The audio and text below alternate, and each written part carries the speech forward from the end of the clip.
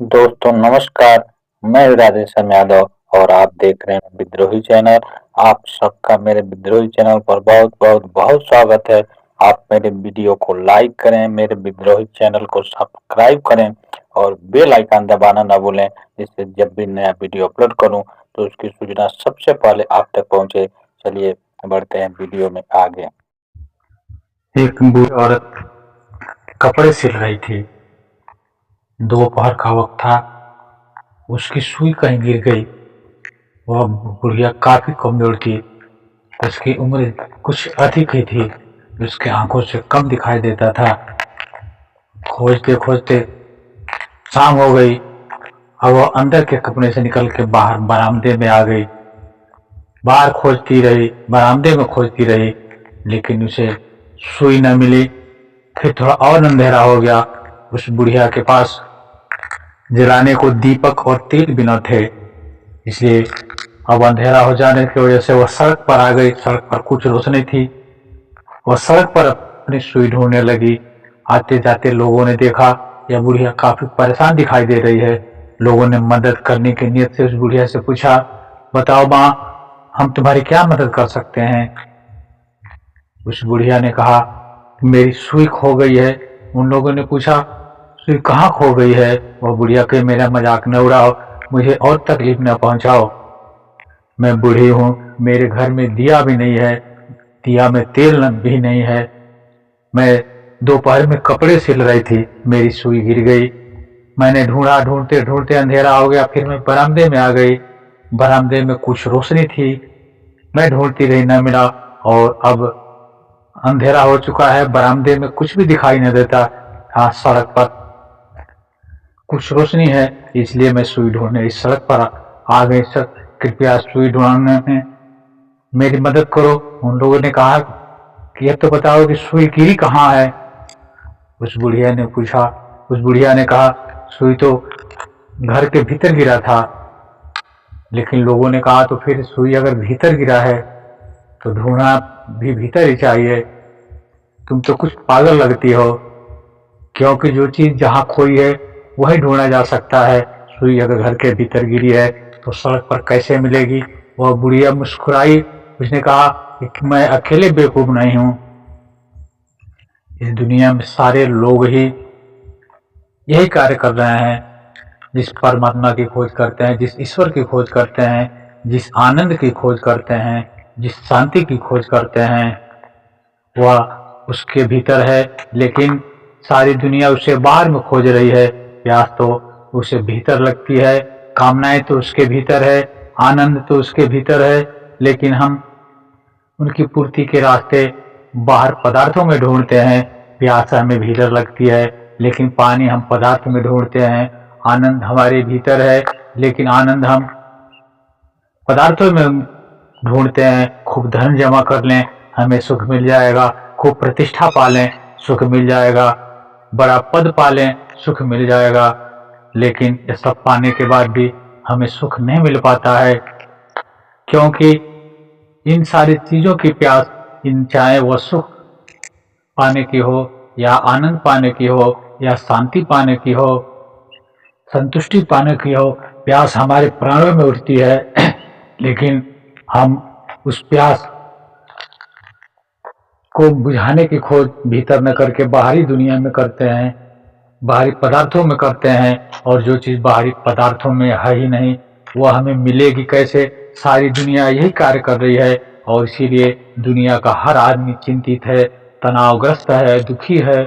और जिसे देखो वही भागा जा रहा है। दिन रात भाग दौड़ करके वह आनंद पा लेना चाहता है, लेकिन यह सारा का सारा दौड़ बाहर की तरफ है।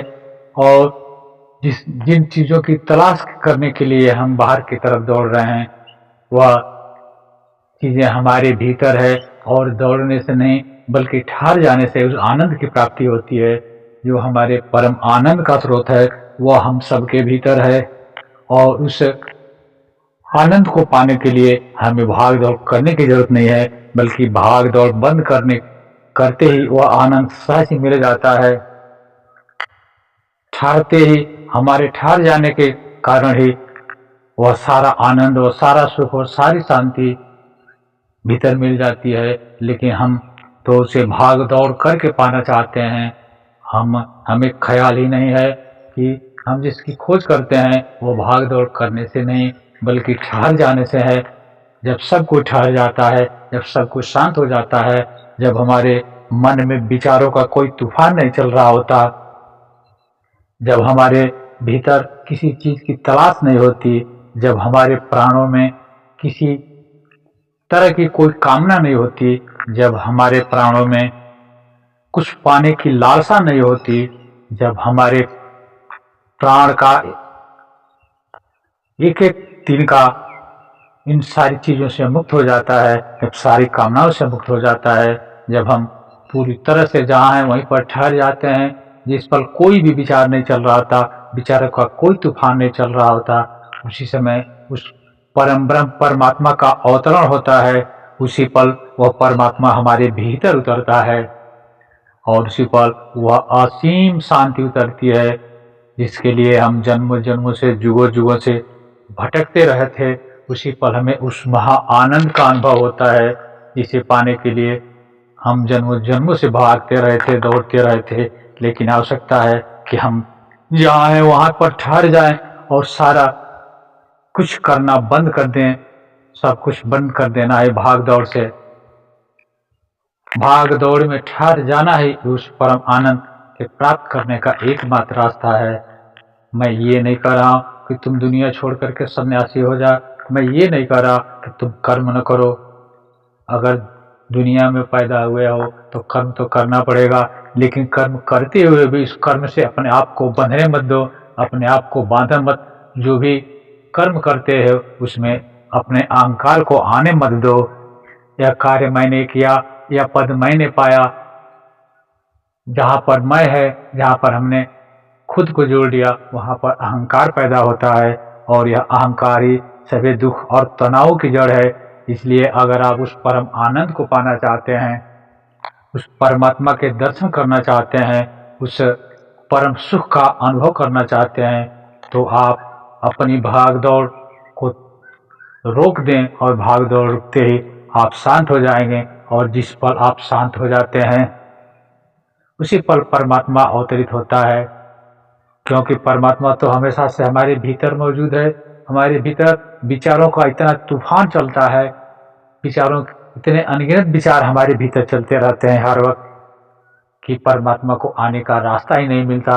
परमात्मा तो एक मेहमान है जो निरंतर हमें खोजते जुगों जुगों से खोज रहा है, लेकिन वह ऐसा मेहमान नहीं जो भीड़ के बीच आ जाए, वह ऐसा मेहमान नहीं जो आपको परेशान करने आ जाए, वह ऐसा मेहमान नहीं जो आपको परेशानी में डालने आ जाए। वह तो ऐसा आनंद है, वह तो ऐसे परम शांति का सूचक है, वह तो एक ऐसे परम आनंद का स्रोत है जो तब आता है जब आपके भीतर कोई विचार नहीं चल रहा, जब आप बिल्कुल शांत होते हैं, जब आपके सारे कामनाएं समाप्त हो जाती हैं। उस पल वह कदम रखता है और उसके कदम रखते ही आपका पूरा अस्तित्व बदल जाता है और आपके जीवन में उस परम आनंद की अनुभूति होती है, जिसका अनुभव आपने आज तक कभी न किया था। मित्रों, अभी तक आपने अगर मेरे विद्रोही चैनल को सब्सक्राइब नहीं किया है तो सब्सक्राइब कर लें और इस वीडियो को अधिक से अधिक लोगों को शेयर करें, ताकि उनके जीवन में भी परम आनंद का कोई द्वार खुल सके। मिलते हैं अगले वीडियो में एक नए विषय के साथ। तब तक के लिए नमस्कार, जय हिंद, जय भारत, वंदे मातरम।